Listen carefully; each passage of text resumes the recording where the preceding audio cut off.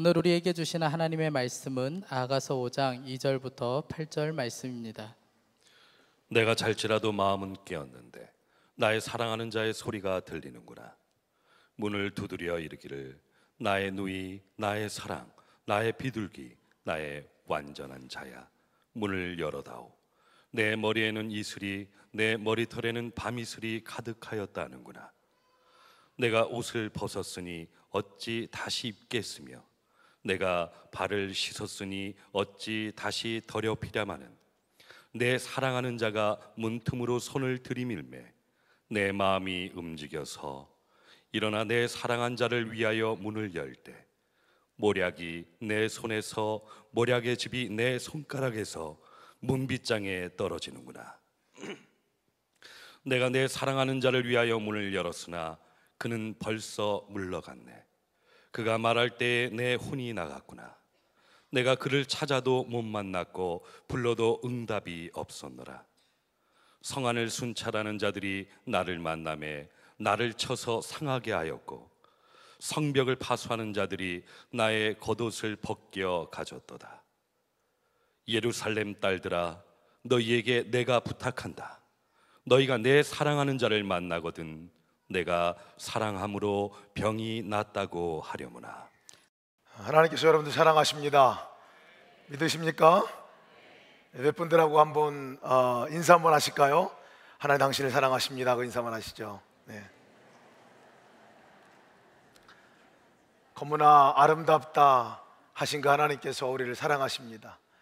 나의 사랑 나의 어여쁜 자야 일어나 함께 가자 말씀하시는 하나님께서 저와 여러분들을 사랑하십니다. 신앙생활 한다는 것이 그 사랑 안에 거하는 것 아니겠습니까? 날마다 사랑 안에 거하시고 주님의 사랑이 빠지시는 여러분 되시기를 주님의 이름으로 축원합니다. 제가 주님과의 사랑의 관계를 갖고 살아가는 것이 신앙생활입니다. 그런데 신앙생활을 하다 보면 당황스러운 일을 만날 때도 있습니다. 아마 가장 당황스러운 일이 있다면 나는 잘하는 것 같은데 하나님이 아니라 라고 얘기할 때가 가장 당황스러운 순간이 아닐까 싶습니다. 내 생각에는 맞는 것 같은데 하나님 보실 때는 그렇지 않는 거일 때 그것을 깨닫게 될 때 당황스럽습니다. 저는 종종 성도님들이 이런 질문을 하실 때가 있습니다. 목사님 어떻게 선교사로 헌신하게 됐습니까? 하고 물으시는 분이 계세요. 사실 이 질문을 받게 되면 굉장히 좀 부끄러워집니다.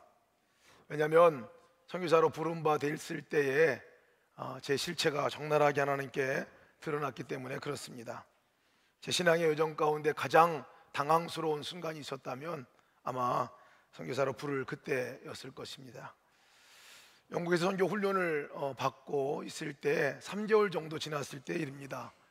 선교학교 학교장이신 우리 미국 선교사님 부부가 어느 날 저희 부부를 보자고 얘기를 하더라고요. 그래서 무슨 얘기를 할까 궁금했습니다.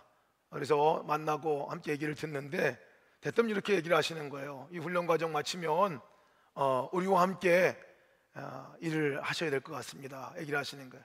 왜 그렇습니까? 그랬더니 기도를 했는데 하나님께서 저희 가정과 또 그 가정과 함께 가정사역을 하라고 그렇게 부르셨다고 하는 겁니다. 두 부부에게 얘기를 하셨대요. 저는 그 얘기 듣고 좀 마음이 언짢았습니다. 화도 나기도 했습니다.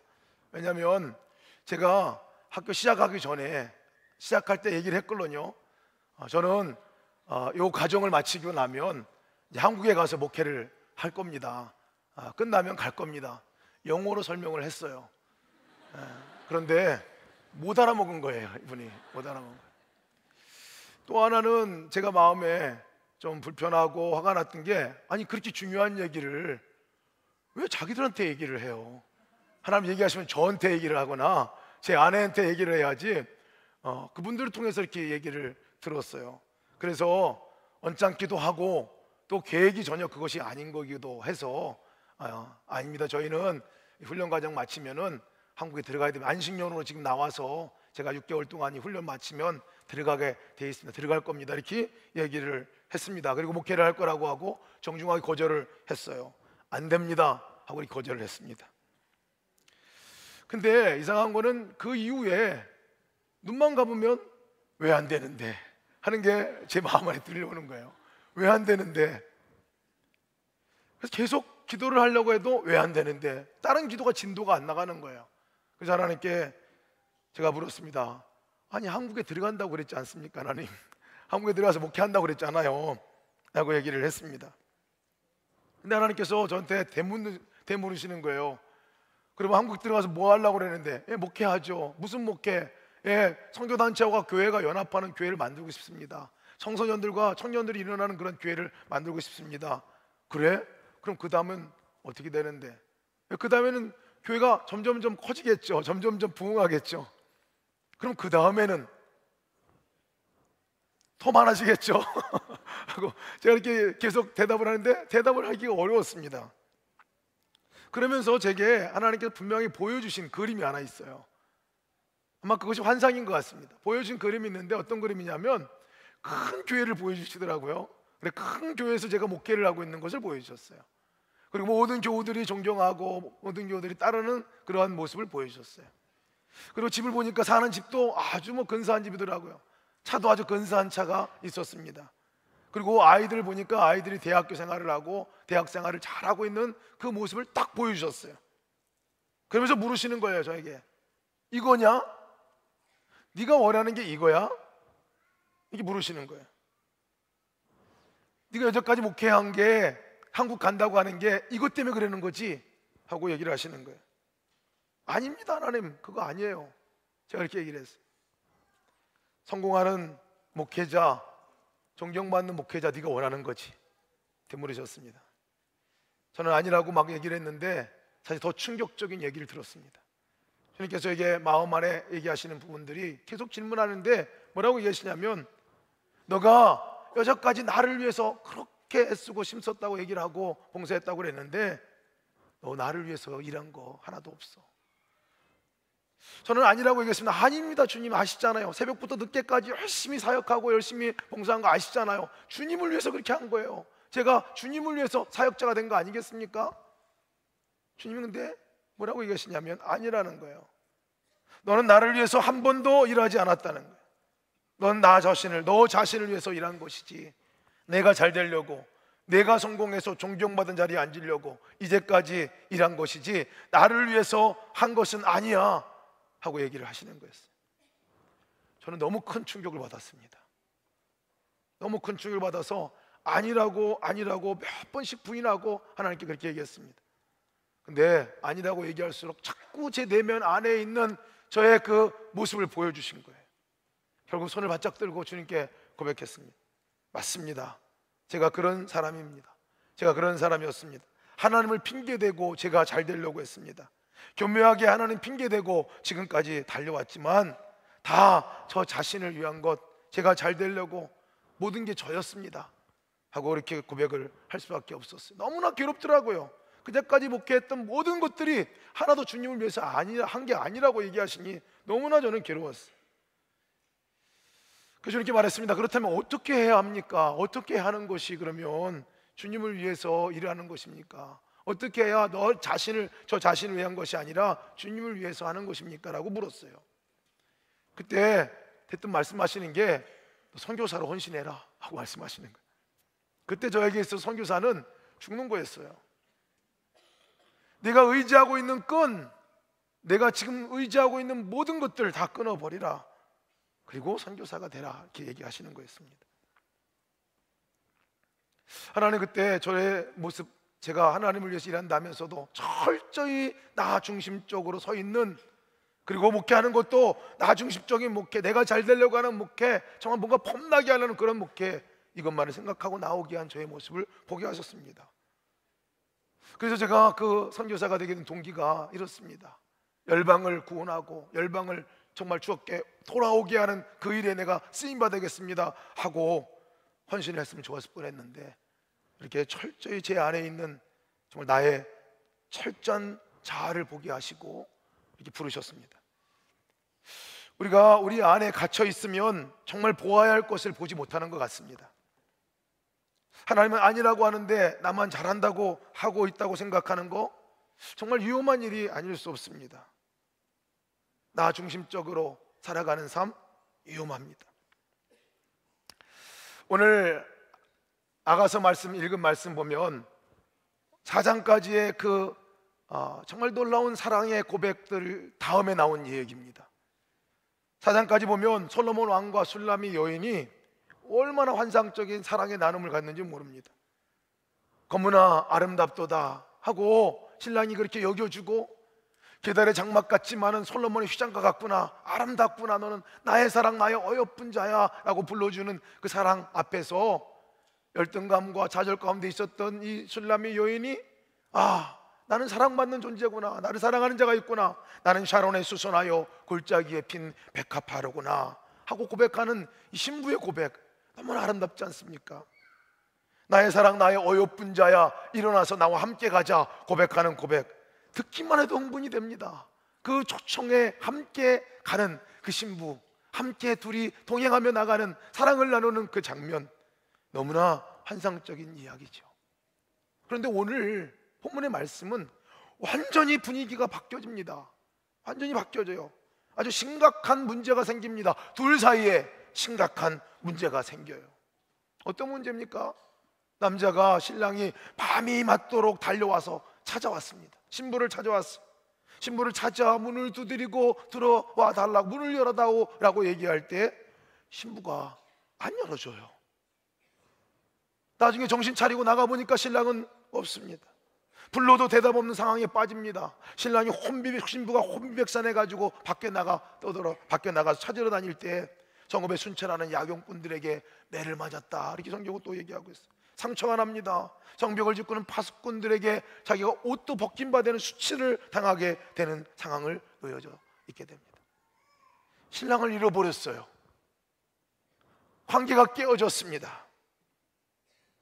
꼭 예수 믿고 예수님의 신부가 되어 살아가는 우리에게 닥친 문제와도 비슷한 것 같습니다.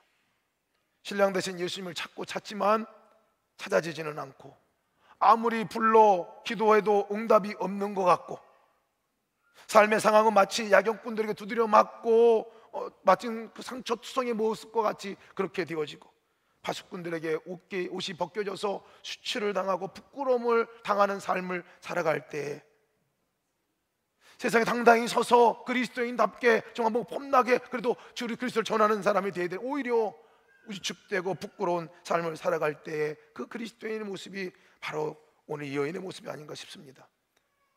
예수님이 나를 사랑하시는 것은 아는데 느껴지지는 않고, 말씀하시는 것 같기는 한데 내 생각에는 그렇게 하기는 싫고, 귀찮아지고 불편해지는 삶의 모습, 하고 싶은데 몸이 움직여주질 않는 이 답답한 상황에 놓여있는 우리들의 모습, 바로 이 술람이 여인이 당한 모습이 아닐까 싶습니다. 그렇다면 여러분, 왜 술람이 여인에게 이 두 사람 간의 관계 속에서 이런 문제가 생겼을까요? 어디서부터 잘못된 것입니까? 오늘 성경을 자세히 들여다볼 필요가 있습니다. 오늘 말씀을 보면 그 원인이 분명히 나와 있어요. 신랑을 잃어버리고 관계가 깨어지는 그 원인이 어디 있는지 분명히 나와 있어요. 오늘 2절 말씀을 보면 이 이야기는 솔로몬이 찾아오는 것으로부터 시작을 합니다. 신랑이 신부를 찾아오는 것으로부터 시작을 해요. 얼마나 간절하게 애절하게 찾아오는 장면인지, 문을 두드리면서 나의 사랑아, 나의 완전한 자야, 문을 열어다오 하고 두드립니다. 새벽녘이에요. 새벽녘이에요. 2절 말씀 보면 내가 잘지라도 마음은 깨었는데 나의 사랑하는 자의 소리가 들리는구나. 문을 두드려 이르기를 나의 누이, 나의 사랑, 나의 비둘기, 나의 완전한 자야, 문을 열어다오. 내 머리에는 이슬이, 내 머리때는 밤이슬이 가득하였다 하는구나. 밤새도록 찾아온 거예요. 너무나 신부가 보고 싶어서 밤새도록 아마 멀리서 찾아온 것 같아요. 그러니까 도착해 보니 새벽이었죠. 도착해 보니 여인은 자고 있었어요. 그러나 여인을 향해서 문을 두드리면서 들어가고 싶어서, 만나고 싶어서, 함께하고 싶어서 문을 계속 두드리는 신랑의 모습, 밤이슬에 맞아서 머리에 밤이슬이 내리고 이슬로 젖어 있는 이 신랑의 모습입니다. 밤새도록 달려오고 싶은 거예요. 달려온 거예요. 아마 다른 데 자고 와도 될 법한데 너무 보고 싶어서 달려온 신랑의 모습입니다. 마치 이것이 하나님께서 우리를 찾아온 모습 같습니다. 우리를 찾아오실 때 정말 날마다 우리가 너무나 보고 싶고, 우리가 너무나 관계를 맺고 싶고, 너무나 우리 함께 살고 싶고, 우리 삶 가운데 함께 개입하고 싶으셔서 찾아오셔서 문을 두드리고, 내가 너의 삶 가운데 들어가고 싶구나, 내가 너와 함께 하고 싶구나, 계속 얘기하시는 그 하나님의 모습이 아닌가 싶습니다. 볼지어다 내가 문 밖에 서서 기다리노니 누구든지 내 음성을 듣고 문을 열면 내가 그에게로 들어가 그로 더불어 먹고 그는 나로 더불어 먹으리라. 우리 문 밖에 서서 문을 두드리고 계신다는 거예요. 계속 문을 두드리시는 분이 계신다는 거예요. 우리 삶 가운데 오셔서 함께 밥 먹기 위해서, 함께 교제하기 위해서, 함께 살기 위해서, 가장 친밀한 교제를 나누기 위해서 문을 두드리고 계신 분이 계시다는 것이죠. 바로 그 하나님이 13장 5절 보면 떠나지도 않고 버리지도 않는다, 이렇게 말씀하고 있어요. 신랑이 그랬습니다. 하나님이 그러셨습니다. 그렇다면 문제가 뭘까요? 오늘 성경 본문 보면 술람미 여인이 문제입니다. 완벽한 사랑의 초대에 반응한 술람미 여인이 문제예요. 3절 말씀 보니까 이렇게 술람미 여인이 반응을 합니다. 내가 옷을 벗었으니 어찌 다시 입겠으며 내가 발을 씻었으니 어찌 다시 더럽히랴마는. 지금 뭔 소리 하고 있는 겁니까? 지금 그토록 먼 길을 달려온 신랑, 잠자고 있다가 들려오는 그 신랑의 소리가 분명히 들렸어요. 언제부터 그 문을 두드리고 있는지 모르겠어. 잠자다 깨서 들었으니까. 밤이 맞도록, 이슬이 맞도록 문을 두드리고 있는 신랑의 음성이 분명히 들렸어요. 그런데 신부는 지금 고민하고 있는 거예요. 신부는 지금 나갈까 말까 고민하고 있는 거예요. 옷을 벗었으니, 내 발을 닦았으니 어찌 내가 옷을 입고 다시 나가며 어찌 내가 이 발을 더럽힐 수 있겠느냐라고 얘기하고 있는 거예요. 신랑이 왔는데도 그렇게 하고 있다는 거예요. 외면입니다. 아마 술람미 여인이 그 신랑의 마음을 조금이라도 알았다면, 그 밤새도록 달려오는 신랑의 마음을 조금이라도 알았다면, 얼마나 신랑이 그 신부를 만나기를 원하는가를, 그 마음을 알았다면 당장이라도 뛰어나갔겠죠. 당장이라도 뛰어나가 맞이했을 것입니다. 근데 지금 귀찮아졌어요. 보니까 사랑이 식은 것 같습니다. 아마 이 신부가 너무나 아름답다고 말한 그 솔로몬, 게달의 장막가가 될지라도 솔로몬의 휘장과 같이 아름답게 여겨졌을 때 그때 감동, 나 같은 자를 어떻게 사랑하시는가, 나 같은 자를 어떻게 불러주셨나, 나 같은 자를 이렇게 이뻐하시나 하는 그 첫 감동과 감격이 남아있었다면 그러지 않았을 거예요. 은혜를 잃어버린 거죠. 사랑이 식어진 거지요. 그러니 귀찮아진 것입니다. 신랑이 밖에 있어 간절히 들어오기 원해도 별 관심이 거기에 없습니다. 은혜가 잃어버려지면, 사랑이 식어지면 정말 보아야 할 사람들이 보여지지 않는 것 같습니다. 들어야 할 음성이 들리지 않는 것 같습니다. 은혜가 잃어버려지면, 사랑이 식어지면 자아가 발동하게 되는 것 같습니다. 그러니 귀찮아지는 거죠. 그러니 나가기 싫어지는 거죠. 문제가 무엇입니까? 보니 자아입니다. 자기중심적인 삶으로 바뀌어지는 것이죠. 내가 좋으면 하게 됩니다. 그때가 되면 내가 싫으면 안 하게 되지요. 신랑이 뭐라고 해도 상관없습니다. 와서 눈을 두드려도 별 관심이 없습니다. 내가 느껴지는 대로, 내가 안 느껴지면 없는 겁니다. 내가 느껴지면 있는 거예요. 모든 것의 중심이 내가 되게 됩니다. 문제가 심각해지는 것이죠. 사사기 말씀도 보면, 사사기에서 가장 큰 죄가 뭐냐라고 물어본다면 그 당시에 많은 죄들이 있었는데 각기 자기 소견에 옳은 대로 행하는 것, 이것이 죄라고 얘기를 하고 있습니다. 각기 소견대로 행하는 거 정상적이죠. 괜찮은 것이죠. 그런데 성경은 내 소견대로 옳은 대로 행하는 그것이 죄다라고 얘기를 하고 있어요. 우리는 그것이 개성이라고 얘기합니다. 나의 특징이라고 얘기합니다. 그러나 하나님이 없이, 하나님이 분명히 계신데 그분과 전혀 관계없이, 그분은 거들떠보지도 않고 내가 모든 것을 결정해 나가고 내가 모든 것을 이끌어 나가고 내 중심적으로 살아가는 그 삶을 이끌어서 성경은 죄다 이렇게 얘기를 하고 있습니다.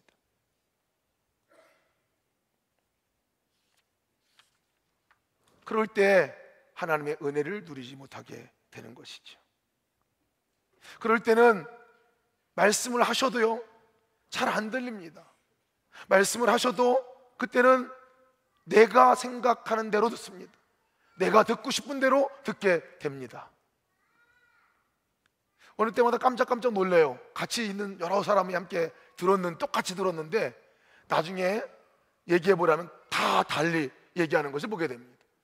자기가 듣고 싶은 대로 듣는 거죠. 여러분, 하나님께서 우리에게 말씀을 안 하셔서 우리가 못 듣게 되나요? 그러지 않습니다. 하나님은 계속 말씀을 하셨어요. 계속 말씀을 하시고 계속 우리에게 말씀을 하고 계세요. 근데 은혜가 잃어버려지고 사랑이 식어지고 내 자아가 발동되면요, 그 말씀이 들리긴 하는데 실제 삶에서 적용되어지지 않는 것을 보게 돼요. 내가 가득 차 있으면 그 말씀을 무시하기가 쉽습니다. 후안 카를로스 목사님이 제자입니까? 라는 책에서 내가 복음이라는 것을 설명을 했어요. 내가 복음. 성경책 읽다가 내가 듣고 싶고 내가 하는 그것만 밑줄 쫙 치는 거를 내가 복음이라고 얘기합니다. 내가 읽고 싶은 것만 읽는 거예요. 축복 나오면 쫙 긋고, 흔들어 넘치도록 주겠다 쫙 긋고, 동그라미까지 치고, 다른 거 하면 안 치는 거예요. 뭐 해라 그러면 건너뛰는 거죠. 그래서 이 후안 카를로스 목사님이 제자입니까? 라는 책에서 뭐라고 얘기하시냐면, 책에서 성경에 밑줄 쳐놓은 내가 복음 덮어놓고 진짜 주님이 말씀하는 것을 들어야 한다, 이렇게 얘기하고 있습니다. 왜 주님이 우리를 찾아오셨나요? 왜 우리의 문을 두드리시나요? 왜 우리에게 계속 말씀하시나요? 무슨 말씀하고 싶으셔서, 뭐 하고 싶으셔서 그러신가요? 그분의 관심은 하나입니다. 우리의 삶이 풍성해지는 거예요. 우리의 삶이 정말 천국을 누리는 삶을 살게 하는 거, 이것이 주님의 관심입니다. 그 길을 얘기해 주고 싶으신 거죠. 그 삶을 함께 살게 하고 싶으신 거죠. 하나님께 저에게 넌 나를 위해서 한 번도 일한 적이 없다 말씀하신 이후로 선교사로 살아가기로 결단하고 달려온 길을 보니까요, 한 12년 됐더라고요. 12년 동안 내가 계획한 길, 그게 아니라 하나님께 원하는 길대로 한번 따라보겠습니다 하고 그렇게 달려왔었습니다. 근데 돌아오 보니까요, 한 번도 제가 원하는 대로 되진 않았어요. 제가 원하는 것은 한국으로 돌아가는 거였어요. 근데 하나님은 영국에 머무르라고 얘기를 하시더라고요. 영국에 머물러 있을 때는 제가 거기 또 있고 싶었어요. 근데 하나님은 인도네시아 가라, 이렇게 또 얘기하시더라고요. 사실 인도네시아는 제가 너무나 가고 싶은 나라였습니다. 가고 싶지 않았어요. 왜냐하면 제가 인도네시아를 별로 좋아하지 않았습니다. 제가 첫 목회할 때 우리 선교사님 한 분이 우리 인도네시아 지도자들을 제가 사역하고 있는 교회로 모시고 왔어요. 그리고 기도원이었기 때문에 거기서 수련회도 하고 세미나도 하고 그랬었습니다. 72명 정도 되는 많은 분들이 오셔서 다 지도자셨어요. 인도네시아 지도자였어요. 근데 제가 그때 죽는 줄 알았습니다. 너무 힘들어서 죽는 줄 알았어요. 너무 문화가 다른 거예요. 아침에 딱 나가보면 잠옷바람으로 돌아다니시기도 하고, 맨발로 다니다가 비가 와서 흙탕 있는데 방에 쑥 들어오기도 하고, 방 이렇게 들어가기도 하고, 화장실 가니까 문화가 너무 다르더라고요. 문화가 너무 달랐어요. 저는 화장실 쓰지만 화장실 쓰지는 않으시더라고요. 물을 준비해 놨어요. 여름인데 정말 거기 난로를 준비를 해놨어야 했어요. 제가 첫 번째 받았던 문화 충격이었어요. 이런 사람들도 있구나 생각을 했어요. 선교사님이 굉장히 불쌍해 보이더라고요. 근데 하나님께서 저에게 그 선교지로 가라고 얘기를 하셨을 때 어떻게 해야 될지 잘 모르겠더라고요. 그리고 제가 한국에 들어왔습니다. 우리 교회에서 우리 사역을 2년 동안 하게 되었습니다. 근데 그때 하나님께서 마음을 만들어 주셨어요. 신학교 학생을 오게 하셨고, 학생들 보면서 이 사람들이 인도네시아 미래야 하고 얘기를 했을 때 제 마음이 녹아지고, 아, 인도네시아 내가 선교사로 가겠습니다. 마지막 결단을 그렇게 했습니다. 그리고 갔어요. 근데 여러분, 지금 이제 시간이 지나고 5년이 지나고 지금 제 상태를 보니까요, 저는 인도네시아가 너무 좋아요. 인도네시아 사람들만 보면 가슴이 뜁니다. 지난 금요일 날 인도네시아 지도자들이 왔었어요. 왔는데 얼마나 좋은지 모르겠어요. 만나는 게 너무 좋더라고요. 여러분이 믿으시거나 말거나. 제가 순종하고 나갔을 때 정말 전혀 경험해보지 못했던 사람들, 전혀 경험해보지 못했던 세계가 제 안에 펼쳐졌는데 너무나 황홀한 순간들이었습니다. 할 수 있는 것, 순종하는 거 하나였는데 그 다음에 일하시고 그 다음에 주시는 선물은 너무나 놀라운 것들이었습니다. 어떤 분은 목사님 안식년으로 한국에서 사역을 하니까 지금은 이제 얼마나 편합니까? 이렇게 물어보는 분이 계세요. 근데 제가 얘기합니다. 모르시는 말씀하지 마십시오. 저는 인도네시아가 훨씬 더 좋습니다. 이렇게 얘기를 합니다. 인도네시아 다시 가고 싶으세요? 이렇게 얘기합니다. 물론이죠. 물론이죠. 지금이라도 당장 갑니다. 근데 왜 지금 여기 계세요? 이게 물어보세요.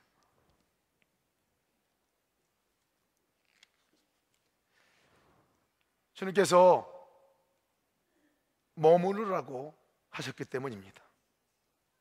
안식년을 맞아 한국에 들어와서 1년간 사역을 하기로 작정을 하고 들어왔습니다. 근데 지금 1년이 지나 2년, 3년 차가 돼갑니다. 준비하고 나가려고 할 때 건강에 이상이 왔습니다. 그때 하나님께서 저에게 주셨던 말씀이 하나 있어요. 제가 다음에 나갈 것만 생각을 하고 있을 때였습니다. 네가 내년이 너한테 올 거라고 생각하냐? 내일이 너한테 올 거라고 생각하니? 내년을 미리 앞당겨서 계획하고 걱정하지 말고 지금 있는 이 자리에서 내가 너에게 맡겨진 일을 잘 해다오 하는 것이 주님의 말씀이었습니다. 내가 말할 때까지 기다리라 하는 것이었어요. 근데 너무 힘들더라고요. 이게 처음에 너무 힘들었어요. 근데 한 스텝 한 스텝 말씀하실 때 복종하고 나고 순종하고 나갈 때 그때 주시는 놀라운 주님의 선물과 주님의 은혜가 있었습니다. 지난 2년 3개월 동안 저희 아내 하나님께서 놀라운 일들을 하시고 제가 이제까지 누려보지 못한 풍성한 주님과의 친밀한 교제를 누리게 하셨습니다. 지금도 저는 내년에 이제 인도네시아 부르시면 나갈 준비를 하고 있습니다. 나 중심적인 삶에서 하나님 중심적인 삶으로 바꿔주는 키 뭘까? 하나님이 원하시는 삶으로 내가 바뀌어지게 하는 것, 하나님 원하시는 삶이 우리 가운데 펼쳐지는 것은 어느 순간에 그렇게 될 수 있을까? 순종할 때이죠. 순종할 때입니다. 말씀에 순종할 때 들리면 들린 대로 해보는 거죠. 내가 네 얼굴을 보고 싶구나 그렇게 말씀하시면 얼굴을 보여드리는 거죠.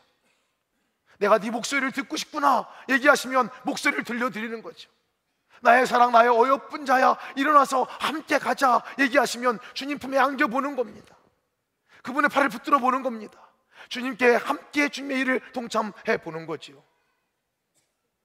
순종하면요 이전에 경험해보지 못했던 놀라운 일들을 경험하게 됩니다.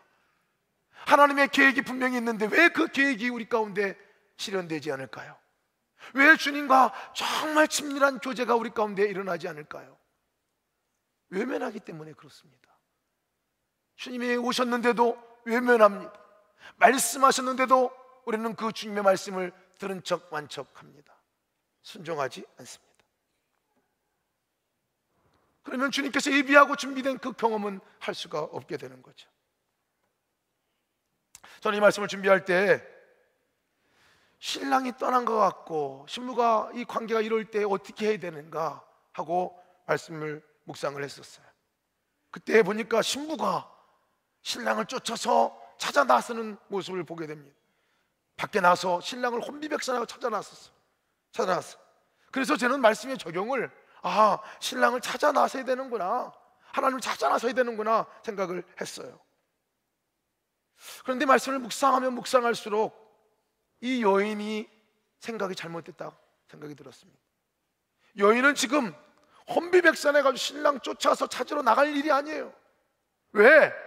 신랑은 다시 올 것이니까. 신랑은 그곳에 계시니까. 신랑은 변함없이 그를 사랑하니까. 여인이 해야 할 일은 신랑을 잃어버린 그 자리에서 기다리고 있어야 했던 것입니다. 기다리고 있어야 했어요. 다시 신랑이 와서 문을 두드릴 때 그 소리를 들었어야만 했습니다. 나의 사랑아, 나의 완전한 자야, 문을 열어다오 라고 얘기하면 예, 제가 여기 있습니다 하고 나가야 했습니다. 신랑은 신부는 신랑에 대해서 잘 모르는 거예요. 신랑이 얼마나 신부를 사랑하는지를 잘 모르는 거예요. 그래서 버리고 갔다 생각한 것 같습니다. 그래서 혼비백산하고 쫓아나간 건 아니겠습니까? 인도네시아 갈 때 일입니다. 하루는 신학교에서 집으로 돌아가는 길이었는데 길이 너무 막히더라고요. 아주 막혀도 아주 너무 막히더라고요. 한 40분이면 가는 거리인데 그날 6시간 걸려서 갔습니다. 6시간이면 인도네시아에서 한국 오는 거리걸요. 처음엔 너무 화가 나더라고요. 워낙 교통정체가 심한 지역이지만 막혀야 2시간이 걸려요. 차가 꿈쩍도 하지 않는 거예요. 그래서 속으로 막 이게 끌어올려서 자카르타 시장 욕을 막 해댔습니다. 교통관리과장, 교통관리장국, 교통관리부 장국, 교통부 장관 반 죽었습니다. 자카르타 왜 이렇게 사람들은 차를 많이 가지고 나왔는지, 차 가지고 나온 사람들도 막 집에서나 있지 왜 나오냐고 이렇게 제가 막 욕을 했습니다. 나중에 알고 보니까요, 홍수로 도시고속도로가 침수되는 바람에 일어난 정체였습니다. 그렇게 혼자 뒤집어졌다 자쳐졌다 하다가 제 입에서 툭 튀어나오는 말이 있었는데 뭐냐면, 주님 짜증나요 이렇게 얘기했어요. 너무 덥고 길은 안 가, 차는 안 가고 주님 짜증나요 이렇게 소리쳤어요. 그런데 그때 마치 주님이 기다리고 있었다는 듯이, 마치 제가 주님께 얘기하는 요 순간을 기다렸다는 듯이 제게 말씀을 하시는 거예요. 승희야, 이제야 네가 말하는구나. 이제야 네가 말하는구나. 정신 차리고 다시 제 마음 안에 말씀하신 주님의 음성을 귀를 기울였습니다. 그때 주님께 저에게 말씀하시더라. 승희야, 너 너무 바쁘더라. 너 너무 바쁘더라. 너무 바빠서 나와 이야기할 시간도 없이 그렇게 바쁘더라. 깜짝 놀랐어요. 그리고 그 며칠을 돌아봤습니다. 돌아보니까 일에 정신이 없어가지고 너무 바쁘게 다니느냐고 주님과의 관계는 소원했던 거예요. 주님과 대화하는 시간을 언제 가졌는지도 모르겠어요. 주님 생각은 머릿속에 사라진 지 오래됐던 것 같습니다. 제 일이 너무 분주했었거든요. 하나님 일을 한다고 하면서도 너무나 분주하게 있었어요. 제 마음 상태도 주님이 어떤 얘기를 해도 들을 수 있는 상황이 아니었어요. 다른 계획들로 가득 차 있었기 때문에 그랬습니다. 돌아보니까 여러 경로를 통해서 저한테 말씀을 하셨더라고요. 여러 차례 주님이 저에게 와 계신 것을 사인을 준 적이 많이 있었어요. 근데 저는 전혀 알아차리지 못했습니다. 너무 바빠서 주님이 계셔도 알지 못했던 거예요. 주님이 오셨어도 알아보지 못했던 것입니다. 말씀을 그렇게 많이 하셨는데도 전혀 들리지도 않고 들려도 무시하고 지나쳐 버리고 말았어요. 제 안에 제가 너무나 컸기 때문에 그렇습니다. 주님을 외면하고 지냈던 거죠. 교통체증이, 이 정체가 저의 삶을 멈추게 했습니다. 그 순간에 다시 정신 차려 보니까 주님이 여기 계시구나, 주님이 이 차 안에 계시네, 주님이 여기 계시네 하고 생각이 드니까요, 그렇게 짜증나고 입에서 욕이 나왔는데 바뀌었어요. 그 순간에 제가 주님 여기 계셨군요. 제가 너무 바빠서 그동안 알아뵙지도 못하고 그러면 제가 그때부터 찬양을 하기 시작했어요. 하여간에 제가 아는 찬양은 다 불렀던 것 같아요. 부르다가 해도 차가 안 뚫리는 거예요. 그러다 보면 주님 너무합니다 이거 얘기하고, 그러다가 설교 테이프를 꽂았다가 설교 테이프를 듣기도 하고 아멘입니다 하고 또 아멘하고 혼자 부흥회를 4시간 동안 했어요. 아마 제 인생 가운데서 가장 환상적인 부흥회를 한 때가 바로 그때였어요. 그 다음에 차가 막히면 환청같이 들려오는 소리가 있습니다. 너 너무 바쁘더라, 너 너무 바쁘더라 하는 소리가 제 안에 들려와요. 그러면 정신을 차리고 예 주님 여기 계시군요 하고 주님께 제 마음의 문을 열게 됩니다. 여러분, 바빠서 저희가 잃어버린 그 자리에서 주님을 만나야만 합니다. 엉뚱한 데 찾아가서는 안 돼요. 잃어버린 그 자리에서 주님을 만나야만 합니다. 근데 신랑이 신부가 떠났다고 생각했던 이 신랑은 뭐 하고 있는지 아세요? 6장 보니까 6장 4절에 이렇게 말합니다. 나의 사랑 그대는 드르사처럼 예쁘고 어여쁘고 예루살렘처럼 곱고 깃발을 앞세운 군대처럼 장엄하구나. 그대의 눈이 나를 사로잡으니 그대의 눈을 나에게서 돌려다오. 뭔 말입니까 이게? 완전히 그냥 콩깍지가 씌워도 이렇게 씌울 수가 없어요. 여인의 귀차니즘 문제가 되지 않아요.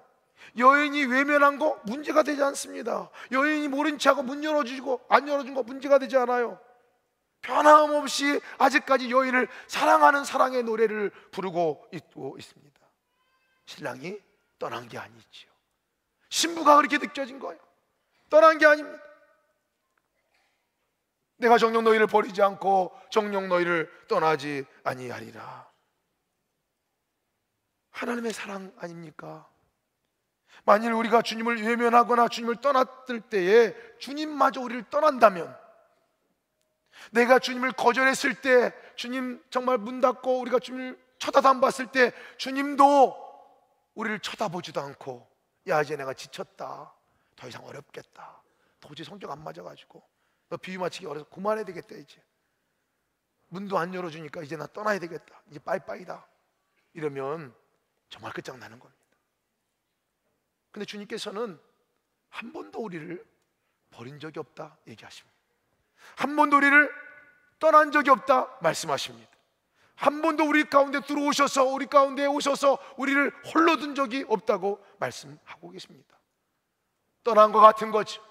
내 생각에 주님이 없어진 것 같은 거죠. 주님이 나를 버린 것 같은 거죠. 주님 편에서는 한 번도 그런 적이 없으시다는 거예요. 여러분, 지금도 주님은 우리 문 밖에서 문을 두드리고 계십니다. 나의 사랑아, 나의 완전한 자야, 문을 열어다오. 우리가 완전한 자입니까? 사랑스러운 자입니까? 그렇지 않은데도 주님께서는 나의 사랑아, 나의 완전한 자야, 문을 열어다오 라고 얘기하고 있어요. 우리 삶 가운데 들어오셔서 우리와 함께 사시고 우리의 삶 가운데 정말 사랑하는 삶으로 살아가기를 원하시는 거 주님의 간절한 소망 아닙니까? 사랑하는 성도 여러분, 문을 여시길 바랍니다. 우리가 잃어버렸던 그 자리에서 다시 주님을 만나신 여러분 되시기를 주님의 이름으로 축원합니다. 은혜를 잃어버렸습니까? 사랑을 잃어버렸습니까? 자아가 충만해서 주님의 말씀이 안 들립니까? 여러분, 우리가 주 앞에 나가면 되겠다. 문을 열어드리고 다시 그 은혜 앞에 나가시는 여러분 되시기를 주님의 이름으로 축원합니다. 함께 기도하겠습니다. 기도할 때 혹시 우리 삶 가운데 주님을 외면하고 주님을 모른다고 말하고 주님이 그토록 오랫동안 문을 두드렸는데도 불구하고 내가 귀찮다고 좀 외면한 적이 없습니까?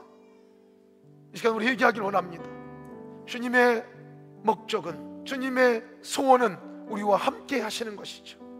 우리의 삶 가운데 우리와 함께 하셔서 우리의 삶을 풍성한 삶으로 이끌기를 원하시는 것이죠. 우리가 이 시간에 기도할 때 주님, 내 삶에 오시고 내 삶에 다스려 주시고 내 삶에 통치하시고 나의 삶 가운데 함께해 주시옵소서. 내 눈을 열어 주를 보기 원합니다. 잃어버렸던 은혜, 첫사랑이 다시 한번 회복되기를 원합니다. 내게 사랑을 다시 부어주시고 은혜를 다시 부어 주시옵소서.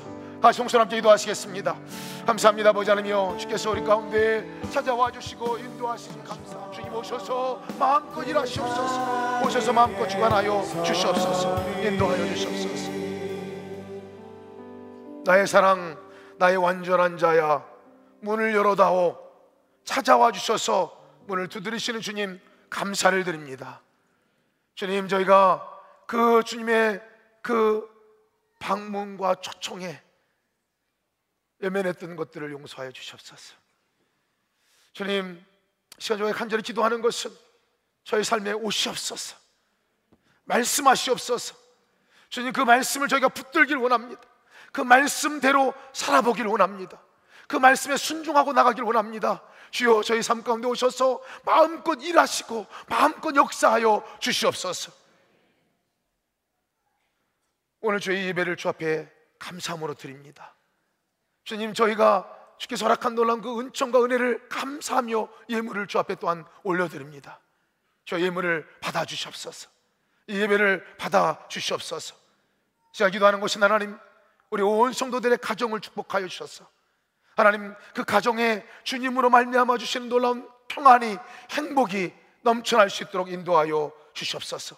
사랑하는 부모님들을 주께서 축복하여 주셔서 건강으로 축복하여 주시길 기도합니다. 주님과 함께 동행하는 놀라운 은혜의 축복이 우리 부모님들에게 임하게 하여 주시옵소서. 부모와 자식 간의 관계가 회복되게 하여 주시옵소서. 주님, 부부 간의 관계가 회복되게 하여 주시옵소서. 형제 간의 관계가 회복되게 하여 주시옵소서. 고부 간의 관계가 회복되게 하여 주시옵소서. 평안의 가정, 주께서 축복하는 놀라운 천국과 같은 가정들이 온 성도들 가정 가운데 임하게 하여 주시옵소서. 가정 안에 가운데 오신 주님을 마음의 문을 열고 영접하여 주님이 일하시도록 맡겨드리게 하여 주시옵소서.